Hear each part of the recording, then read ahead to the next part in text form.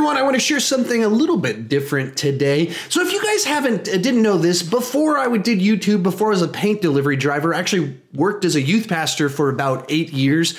And so did preaching every single week, sometimes multiple times per week.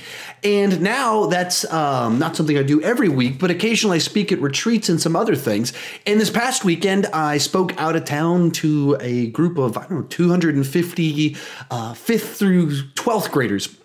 And so it was a very fun weekend, very tiring weekend, doing a bunch of speaking after having done delivering paint all week, shooting videos all week long, trying to get all my Venom stuff up, and then had to leave town with my talks, had to get them written. So busy time. But anyway, the reason what I wanted to share with you is just a little bit of kind of my talk from this weekend.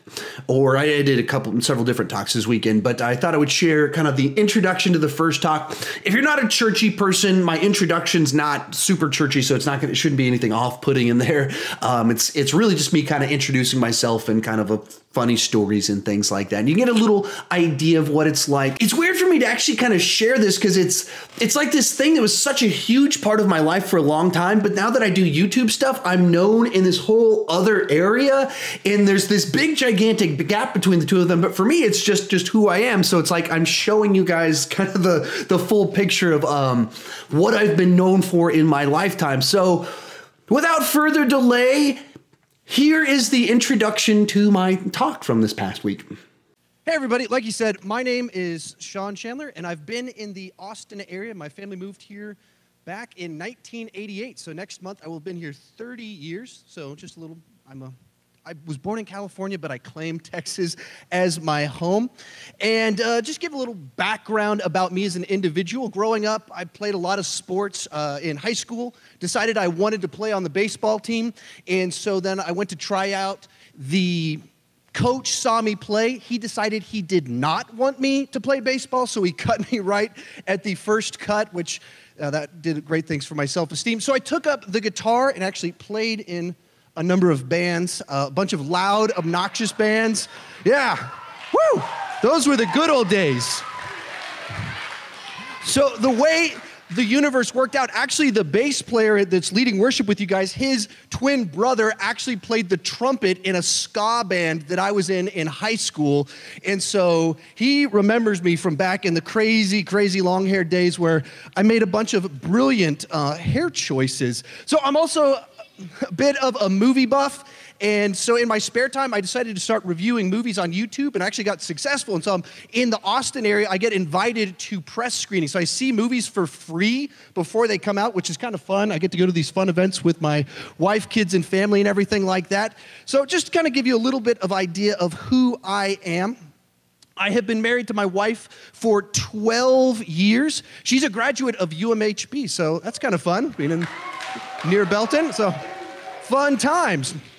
So we have three kids, as you can see in the picture. One of them, the itty bitty one in the middle, is only 3.5 weeks old. She's right there in the back of the room, actually, with my wife. Oh, there's my wife. If I'm telling a story, if you're wondering if it's true or not, and if I'm exaggerating, just find her. She'll like nod or she'll shake her head, and you can confirm the reality of anything that I'm saying at any particular moment.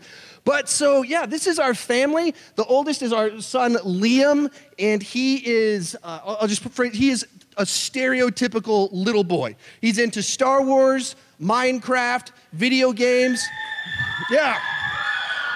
And so a couple months ago, I took him to Bell County Comic Con. So I don't know, was anyone happen to be at Bell County Comic Con a couple months ago?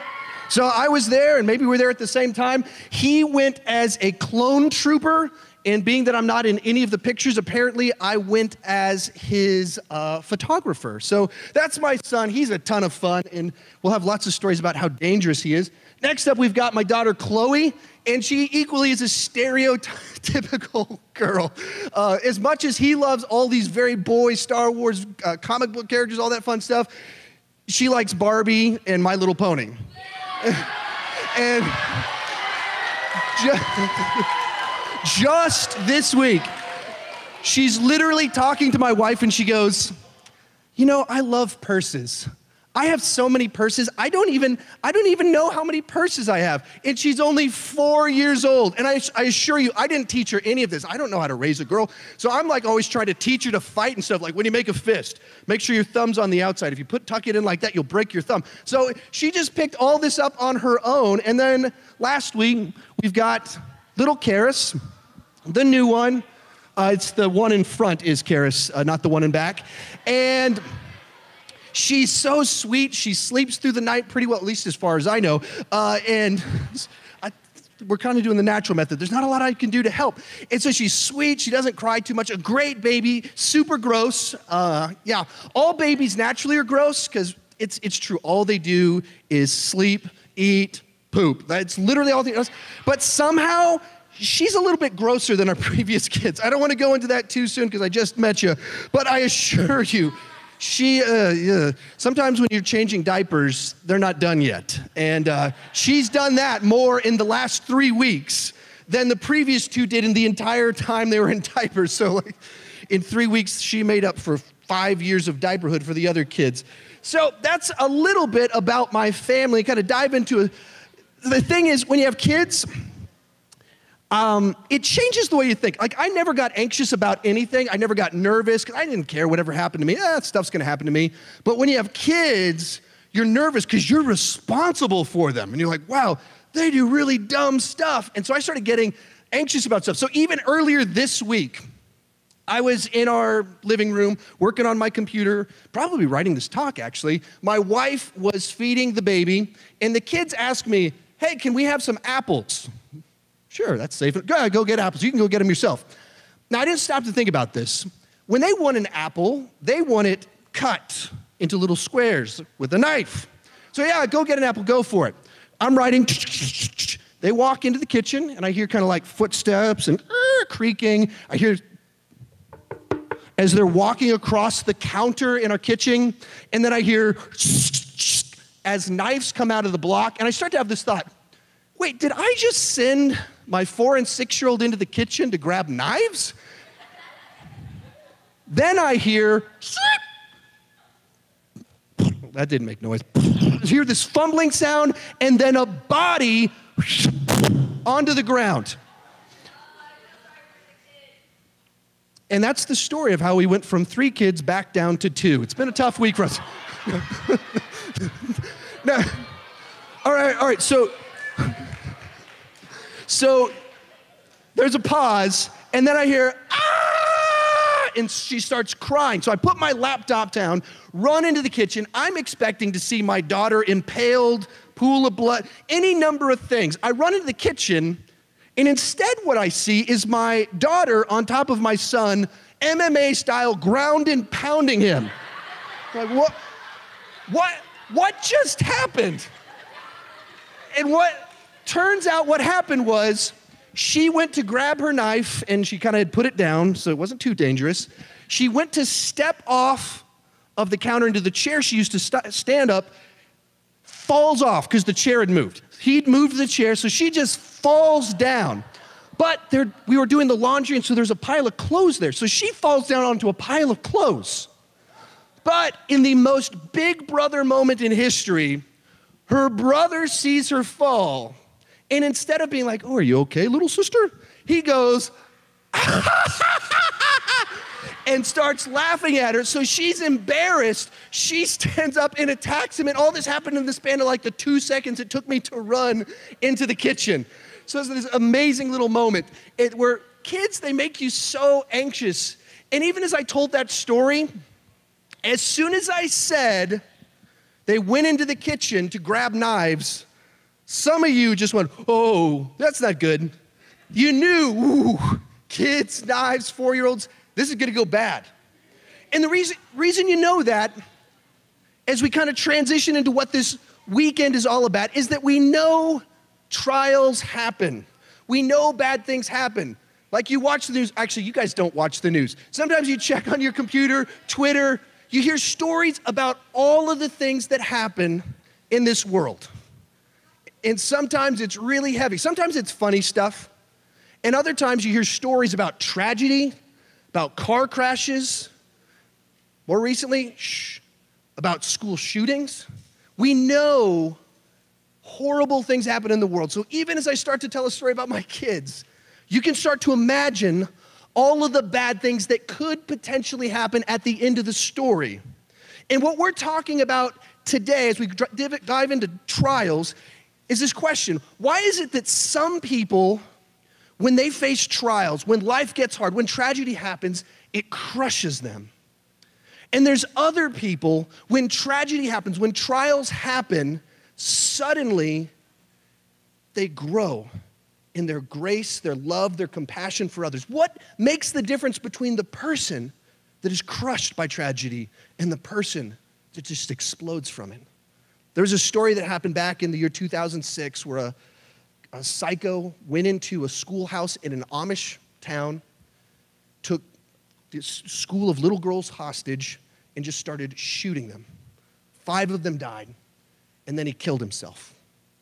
And of all the ways that community could have responded in this Amish village, what they did is they decided to rally together, and they sent a group of their people the same day that their children had died, the same day that their friends, their families, children had been killed in the most horrific way possible, and they sent some of their people to the parents' home of the shooter to love and care for the shooter's parents. So they went, this is the worst day in that person's life.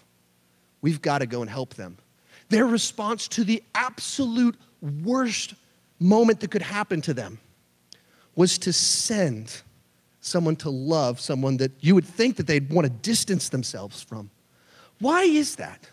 What is the difference between the way I would probably respond, you would probably respond when that type of horrific thing happens, and the way they responded? What did they know that I don't know? Kind of reminds me of a story to get a little bit more lighted, because that was pretty heavy. About 10 years ago, this guy knocks on my door. I open the door, and he's standing there. He goes, hey, you want some magic cleaner? Magic cleaner, is it really magic cleaner? He goes, absolutely, this stuff is amazing. Follow me to your driveway. So we walk over to my driveway, and he goes, see that dirty spot right there? That's disgusting. Watch this. Spray it, scrub it, wait, and I wait, and I watch as it becomes perfectly clean.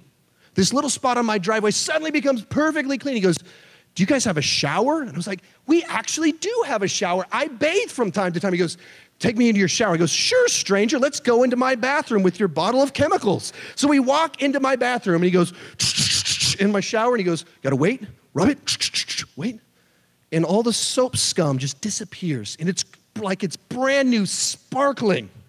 That'll stay clean for 2 weeks. That's how powerful this stuff is. Do you have a dog? He goes, I do have a dog. So we go to my dog. He goes, you know those eye booger things? He's like, yeah, those are so gross. He goes, watch this.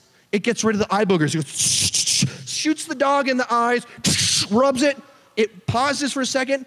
They just disappear off of his eyes. The dog's eyes start to sparkle. The dog gives me a thumbs up. That's ridiculous. That part was made up because dogs, they don't have opposable thumbs. But so he goes, that's how good this stuff is. And he goes, are you guys thinking about having kids? Because we didn't have kids at the time. He goes, yeah, I'm thinking about having kids. He goes, watch this. He unscrews the lid, pulls it out, and he slurps the chemicals off the straw inside of it. He goes, this stuff is perfectly safe. Your kid could down the whole bottle. They would just think it was lemonade.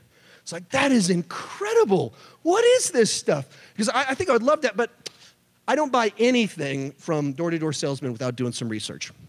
So he leaves, and I do a Google search. Every review of this stuff says it's a scam, it doesn't work. And they run it, the whole thing. They went to the driveway. I let him into my house. We went into the shower. We sprayed the dog in the eyes. He drank it, and I bought it, and it didn't work. So the guy came back and was like, I don't want it. And I left. I was disappointed. It's like, man, that stuff seemed like it was really cool. And then I had this thought, but what's in the bottle?